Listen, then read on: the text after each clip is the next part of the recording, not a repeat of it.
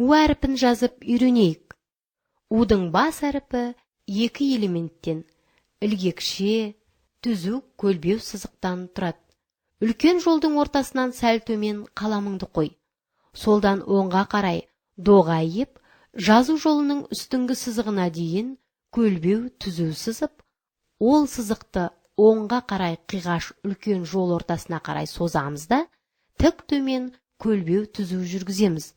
Жазу жолының төменгі сызығына жете бере, солға қарай сызыққа тигізе доға ілгек саламыз. Удың кіші әріпі екі элементтен тұрады.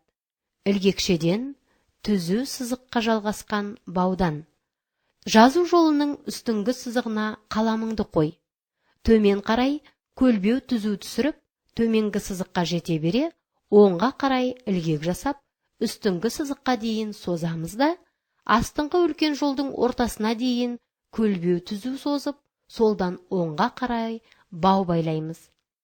Енді дәптеріңді ашып, менімен бірге У әріпін жазуды үйрен.